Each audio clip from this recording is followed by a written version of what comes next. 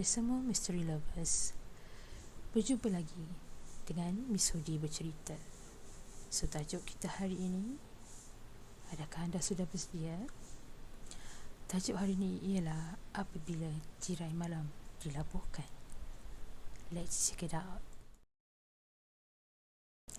Cerita kali ini terjadi benar antara adik Miss Hudi dan Miss Hudi sendiri. So, bermulanya kami berpakat dan merancang untuk bercuti di salah sebuah tempat peranginan yang terdapat di Negeri Sembilan. Jadi, kami akan pergi dengan kawan-kawan adik Miss Hudi lah. Guna kereta Miss Hudi lah. Jadinya, semua persiapan dah buat. Kawan adik Miss Hudi dah bukan satu rumah homestay untuk kita orang duduk. Tapi dia cerita siap-siap lah. Dia kata rumah tu tak dekat sangat dengan pantai. So kita mungkin akan terpaksa bergerak lah menggunakan kereta untuk kesana ke sini. So dalam masa yang sama kita orang pun bincang lah, tong-tong minyak, belilah makanan segera sikit-sikit kan. Sebab kalau dah malam-malam pukul 3 pagi takkan nak keluar pergi cari makan pula kan. Dah lah adik Miss Hudi ni pun penakut sikit orangnya. So Miss Hudi pun mula macam malas juga nak pergi kan. Yelah, pergi dengan adik-adik kan, tak sama kepala dengan kita. Tapi fikir-fikir balik, tak buat apa pun, hujung-hujung minggu kan. Masa tu kebetulan cuti panjang. Miss Hudi dapat cuti panjang. So Miss Hudi pun ikut je lah adik tu. Pergi ramai-ramai. Okay, kita orang pun jumpalah dekat highway. Salah seorang pada kawan adik Miss Hudi tu, dia bawa kereta juga. Dia bawa 4-wheel. So Miss Hudi bawa kereta biasa aja kan, kereta Malaysia kan. Lepas tu okay, kami pun gerak. Okay, mula-mula tu perjalanan okey, tak ada masalah. Sepanjang perjalanan okey je. Cuma ada part sakit hati sikit sebab ada kepatut kan, kawan-kawan adik Miss Hudi ni dah lah tumpang kereta orang kan. Sepatutnya beradab lah sikit mulut tu. Tumpang kereta orang, lepas tu dia compare kereta Miss Hudi dengan kereta kawan dia tu satu. Diorang macam berebut-rebut tau. Oh, tak nak naik kereta ni, tak nak naik kereta ni. Masa tu Miss Hudi macam dah panas tau. Tapi macam okay lah, kita kan kakak, so kita cool je. Yang adik Miss Hudi muka dah bersalah dah. Macam tak sangka kawan sekerja dia yang baru kenal dekat dalam 2 bulan macam tu kan, rupanya buat perangai macam tu. So Miss Hudi pun fikir kalau nak buat jahat memang boleh je, aku tinggal je diorang kat tepi jalan tu kan. Dia fikir anak orang, anak dara pula tu. So tak apalah, sabar je lah kan. Okay, lepas tu pergilah kita orang ke Negeri Sembilan. Masa sampai dekat homestay tu, okey lagi. Cuma terkejut juga sebab rasanya bayar tu mahal juga kan homestay tu. Tapi kan dia punya luar rumah tu macam tak berjaga, macam tak dhaif sikit lah. Tapi kita pun tengok, oh tak apalah, kita tengok dalam dulu kan. Jangan judge kat luar kan. So masuk je dalam rumah tu, okey lah. Rumah dia orang kata, nak kata mewah sangat tak, tapi dalam rumah berjaga. Cuma luar rumah je lah kan. Macam depan rumah dia tu tempat orang buang sampah kan. Tak apalah, kita reda terus saja. Fikir tak lama pun, dalam hari ni Jumaat, Sabtu, Ahad nak balik dah. Okay, tu pun pergilah masuk dalam rumah, tidur. Okay, so bab Miss Hudi penat sangat kot kan, tidur. Okay, tak apalah. Esok tu tengok kawan-kawan adik Miss Hudi dah kicau-kicau kan. Tu Miss Hudi pun tanya lah, kenapa? Dia kata, akak tak dengar ke? Semalam ada bunyi macam orang cakap-cakap kat pintu. Miss Hudi pun macam, orang cakap kat pintu? Apa? Kucing kot korang ni.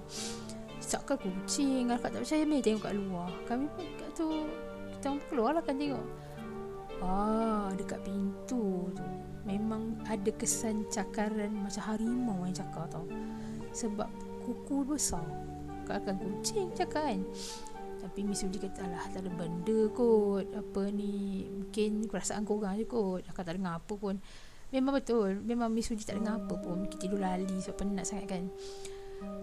Lepas tu yang kecohnya dalam 2 orang 3 orang macam tu je, yang lain pun macam tak dengar juga kan. Dah akhirnya kita orang pun macam abaikan je lah benda tu. Lepas tu bermulalah perjalanan bercuti kan, pergilah pergi pantai, pergi sana pergi sini, pusing lah, rounding kan. Lepas tu ada salah seorang kawan adik Miss Sudi ni, dia kenal dengan Miss Sudi lah, dia memang rapat lah. Kita orang siap panggil Miss Sudi kakak apa, Kak Angah lah kan, siap panggil Angah lah ni kan, jelas rapatnya walaupun bukan adik sendiri kan. Okay, tapi so kebetulan masa tu dia tahu cerita yang kononnya budak-budak ni duk komplain lah kan, kita Miss Sudi ni lah, kita standard kan semua. Dia pun dengan besar hatinya tukar, orang kata dia tak duduk kereta kawan dia yang sama lagi tu. Sebelum tu dia memang jadi orang kata co-pilot lah kereta sebelah sana.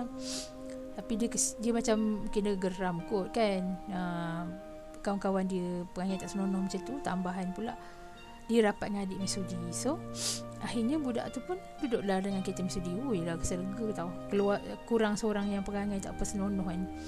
Kita pun jalan-jalan. Okey, ni yang ceritanya. Masa dalam kereta tu, dia ni kawan kepada adik Miss Sudi ni yang bagus ni, dia ni jenis orang yang banyak juga cerita-cerita misteri tau. So tak tahulah tiba-tiba masa tu dia nak asar macam tu. Lepas tu kita orang boleh bincang cerita pasal konon-kononnya dekat tempat ada satu bukit tak mana entah kan, dah masa tu pun dah lupa kan, dia pun cerita pun dah lama. Tapi satu tempat tu masa kita orang lalu tu ada satu bukit, dia tunjuk, dia kata Kak Ngah nak tahu tak, sini kan orang kata sebenarnya ada jambatan tau. Dia kata jalan kat sini ada jambatan ni pergi ke alam lain. Kata Miss Sudi kan, yelah memanglah Miss Sudi selalu orang kata mengalami benda-benda mistik ni, tapi kalau setakat cerita je Miss Sudi susah nak percaya sikit lah. So Miss Sudi pun macam biar betul, nama dia No kan, kau biar betul No, tak akan kot nak berjambatan apa, tak nampak pun. Kata memang tak ada Kak Ngah, orang yang pergi hiking memang selalu jumpa dengan orang kata apa, bunian. Lepas tu iya ke, lepas tu apa yang jadi? Betul dia cerita. Dia kata sebenarnya jambatan tu lah jambatan yang Puteri Gunung Ledang suruh Raja Melaka buat masa tu konon nak meminang dia. Jadinya jambatan tu lah ada tu sebenarnya, orang tak nampak. Dia kata jambatan buat pada emas. Kata betul pula dah daripada emas kan. Masa duk cerita pasal mistik-mistik tu, lepas tu tiba-tiba kita macam terpandang satu resort ni lama kena tinggal dah. Tengok macam bangunan dia masih menyala, tapi tak banyak bilik lah yang dah buka lampu, sebab masa tu maghrib dah, bila asar dah sampai maghrib dah. Ada 2-3 bilik je yang ada lampu. So macam kita pun curious lah. Diorang memang pernah dengar cerita kata orang kata resort tu macam agak keras sikit kan.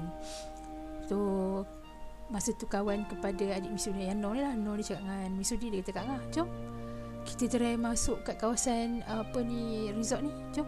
Kita nampak apa? Kata takkan orang bagi masuk? Bagi, tengok tu kat dia mana ada orang. Kata takkan orang bagi je orang masuk. Miss Sudi pun macam pelik lah kan, tempat tu resort kot, takkanlah bagi orang keluar masuk sekati je kan. So Miss Sudi pun dah diajak sangat, Miss Sudi pun bawa lah, bawa masuk dalam kawasan parking resort tu. Dalam masa sama ada salah seorang yang kawan adik Miss Sudi seorang lagi ni yang boleh becok tu lah, dia bawa kamera mahal lah. So dia macam duk buat ambil gambar. Lepas tu kan No ni pun minta lah kat dia, pinjam jap kamera kau, aku nak rakam jap video. Budak tu macam tak kisah lah kan. Lepas tu kebetulan masa tu kita orang macam bawa balik daripada tepi pantai, beli topi kan, yang lawa lah topi tu. Cerita dia yang misterinya kat situ, dia rakam video sepanjang kita orang lalu dekat resort tu. Mula-mula dia rakam muka Miss Sudi lah. Dia rakam Miss Sudi duduk pis-pis bawa kereta pun pis-pis, bahaya kan, jangan ikut tau. Lepas tu duduk pis-pis, dia rakam. Lepas tu dia rakam kawasan tu, bangunan tu tunjuk. Dia pun sajalah buat ala-ala macam baca berita. Di sini kita melihat tidak banyak bilik yang dihuni oleh pelancong. Dia pun duduk tengok lah, dia duduk rakam. Dia rakam sampai rasa durasi video tu hampir 6 minit macam tu. termasuk gambar Misudi duduk pis-pis. Dan akhir sekali dia rakam gambar topi yang tuan beli tu. Topi tu dia letak atas dashboard macam tu. So maknanya okay, dia rakam muka Misudi, betul straight sampai dekat kawasan dekat kawasan resort tu, bangunan tu. Dia rakam. Lepas tu pak sampai dekat kat dashboard tu, kat topi. Lepas tu habis. Okay, lepas tu bila dah rakam semua tu, nak tengok lah kan. Kita keluar lah daripada kawasan tu. Semasa tu dah maghrib, sangat dah gelap masa tu. Macam Misudi rasa macam tak sedar hati. Dia pun cakap lah dengan diorang, dah lah kan, cukup lah kita duduk dalam ni. Kita keluar lah, kita cari makan. Lepas tu nak balik homestay kita lah. Kita orang pun okay. Masa dalam kereta tu, tu pergi buka, tekan play kan. Baru je rakam kan, tekan play. Okay, mula-mula adalah gambar Misudi tengah tergedik-tergedik tu, buat pis-pis. Tapi lepas daripada gambar tu, bila dia pergi sorot dekat bangunan tu, yang peliknya, dia video tu macam rosak tau. Video tu macam tak ada video tu. Ada benda tu bergerak, berjalan. Jangan tengok dia buat tu 6 minit. Tapi part yang gambar bangunan tu, dia macam rosak tau. Macam rosak. Part ujung kali ada topi tu. Mula-mula Misudi macam nak marah agak lah dengan Noh ni. Kata dia, kau ni main-main ke? Maknanya kau main-main rakam kau rakam mula dengan akhir je. Cakap Kak Ngah, kalau rakam mula dengan akhir je, apa pasal dia ada ni? Dia ada ni, dekat duration tu dia ada bergerak, tapi tak ada apa-apa, kosong. Macam benda rosak macam tu. Sampai hujung gambar video topi. Kenapa Noh nak ambil gambar Kak Ngah dengan topi je? Buat apa? Memang Noh tekan tadi. Kalau Kak Ngah nampak tadi, Kak Ngah tak nampak bawa kereta. Lepas tu adik Misudi yang duduk belakang tu, dia kata betul, memang Noh tekan button record tu. Dia pun tengok sendiri. Misudi macam kenapa masa tu kami macam berbincang kenapa benda tu terjadi kan. Apa pasal resort tu tak ada kan, gambar resort tu tak ada, tiba-tiba gambar kita je. Okay, tak apalah. Lepas tu kita pun macam malas nak fikir lah, mungkin ada kesilapan teknikal lah, lebih kamera kawan tu rosak ke apa. Tapi tak cakap lah kan depan dia kan, dia mengamuk pula. Kata barang dia barang murah kan. Sebalik lah rumah homestay yang kita orang sewa tu. Okay, balik homestay. Lepas tu kita orang mandi-mandi siap-siap. Budak yang budak becok tu tak mandi tau. Dah keluar daripada tengah hari sampai malam tak mandi. Misudi nasihat je lah dia. Kata, dik, kau tak boleh semayang dik, kau jangan tak mandi. Dia kata, alah, saya tak boleh semayang pun dah berapa hari dah tak ada dah sangat pun. Kata, kalau tak ada pun cucilah badan kan daripada keluar. Lepas dia macam bebel, macam makcik lah. Okay, tak apalah, aku kata aku makcik kan lah, hantar kau lah. Apalah, kita pun bersiap nak tidur semua. Masa tu dia tak tidur lagi, dia duduk belik lah kamera dia kan. Kamera dia biarlah. Misudi pun tidur. Baru je tidur dalam masa tu pukul 11 lah tu. Masa tu dalam pukul 12 macam tu, tiba-tiba Misudi dengar budak yang boleh becok tu menjerit sekuat-kuat hati. Menjerit tau, menjerit yang kuat gila. Menjerit, peranjat semua orang satu rumah tu bangun pergi kat dia. Masa tu muka dia memang pucat lesi. Aku tengok kamera dia, yang dia tengok tu duduk tepi dah orang kata nasib baik tak rosak je, dah dekat lantai. Lepas tu kan dia tunjuk kat kamera. Dia kata tu kata dia cakap macam tu. Aku ni kalau orang tadi dah cakap macam gitu dengan muka pucat lesi, aku dah tak sedar hati dah. Aku takut jadi kekeh kena rasuk kat sini, habis dah lah. Kat situ tu rumah homestay. Orangnya tak ada kiri kanan tu masa tu, sebab sebelahnya belah tu pun homestay. Kami je menyewa kat tepi tu. Kalau jadi apa-apa tengah malam ni, jawab dia balik ke KL lah kan. Yelah, ataupun nak cari siapa kan, nak tolong. Okay, lepas tu kita pun tenangkan dia, cuba tenangkan dia. Dia pun macam dah okey. Lepas tu dia memang tak nak lah kamera dia suruh kawan dia pegang. Lepas tu dia cakap, jangan buka dia kata. Jangan buka, biar kamera dia padam gitu kan. Biar dia kata. Tak apalah, aku pun pergilah dekat adik aku. Cakap, kenapa kawan kau ni kan, kata. Tiba-tiba je menganjat ke orang tengah malam. Lepas tu adik aku cakap lah, selalu dia okey je. Dia mana percaya benda-benda gaib ni. Kenapa dia menjerit tiba-tiba? Kenapa boleh adik aku cakap benda gaib tu? Sebelum nak tidur tu, adik aku dah pesan kat dia, weh tidurlah, sekarang kau kena usik kan. Dia boleh jawab apa?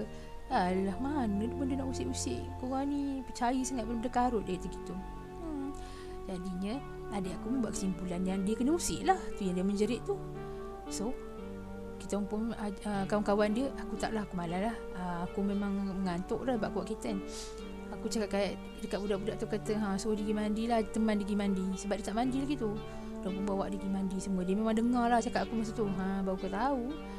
Dia pergi mandi, tak apalah. Sampai esok pagi. Esok pagi tu aku nak tunjuk bukan aku, No nak tunjuk video yang dia ambil tu dekat kawan-kawan dia yang lain. Sebab yelah, sajalah tunjuk lah. Kenapa boleh tak ada bahagian yang dia ambil video tu nak cerita lah kat kawan dia. Kalau cerita seram lah kan. Lepas tu dia minta lah kat kawan dia yang becok tu kamera dia. Kawan dia tak bagi. Kawan dia kata, tolonglah jangan buka video tu. Dia kata, please jangan sekali-sekali buka video tu. Maksud macam pelik juga anak. Apa hal ini tiba-tiba pula kan. Dah elok-elok rakam, tiba-tiba tak nak bagi buka video. Lepas tu dia kata, aku dah delete dah video tu. Mengamuk lah No. Dia kata, apa penat rakam masa aku padam, dia kata. Lepas tu diorang sampai dah macam nak bergaduh dah tau masa tu. Aku pun kata, relax lah, video je pun. Kata, tak payahlah gaduh-gaduh, dia kata. Lepas tu tiba-tiba budak yang mulut becok tu, dia punya mengamuk tiba. Dia menjerit, dia kata, kau tak faham ke? Aku nampak benda tu dalam video tu. Dia kata macam tu. No tu pun terdiam lah. Nak cakap apa, dah dia cakap macam itu. Lepas tu kita macam tanya dia, relax, kenapa, kau nampak apa? Dia kata. Lepas tu dia pun cerita lah. Sebab kita orang dah asyik tanya je kat dia. Dia pun cerita, dia kata, sebenarnya dia nak try tengok balik video yang No ambil tu. Sebab dia macam tak percaya betul ke No ni. Kesai saja nak buat dia takut kan, nak bagi dia percaya benda-benda gaib ni. Dia pun try tengok. Dia kata memang betul ada gambar aku mula-mula tengah pis-pis. Lepas tu dia tengok dekat video yang kosong tu, duration gambar kan, benda tu dia tarik, dia tengok lah kosong. Tiba-tiba minit sebelum yang ambil video topi tu, muncul satu lembaga depan muka dia.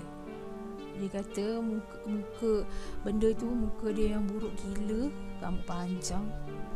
Lepas tu setiap mengilai kat dia dalam kamera tu. Kau bayangkan, sebelum tu kami tengok tak ada, tiba-tiba dia tengok ada pula benda tu muncul depan dia.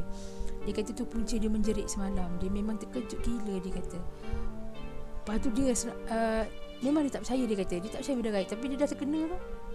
Akhirnya dia percayalah. Tu yang dia tak bagi.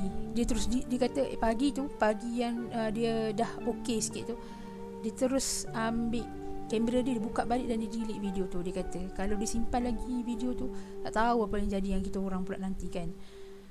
So aku, No dengan adik aku yang ada dalam situasi masa ambil video tu, kami memang percayalah cakap dia. Sebab betul, memang tak ada apa-apa yang terakam masa minit tu.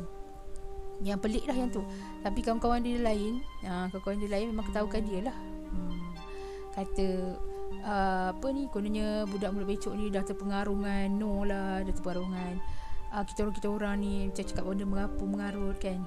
Mereka tak percayalah, kita tak percayalah apa kita orang cakap kan.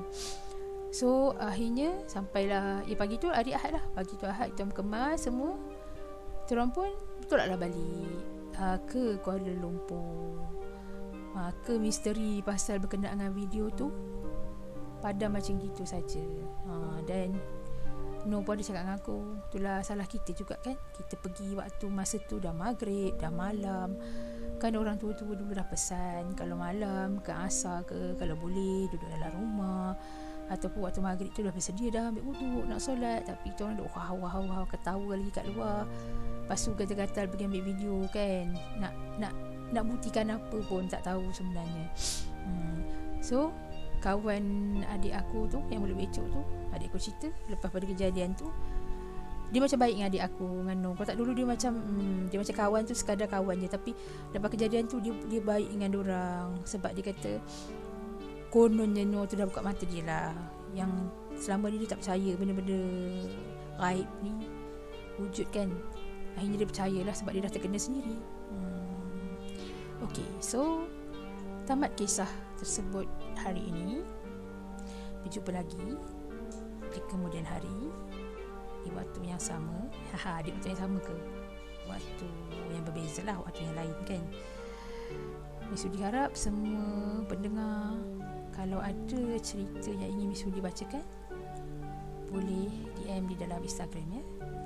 Ciao.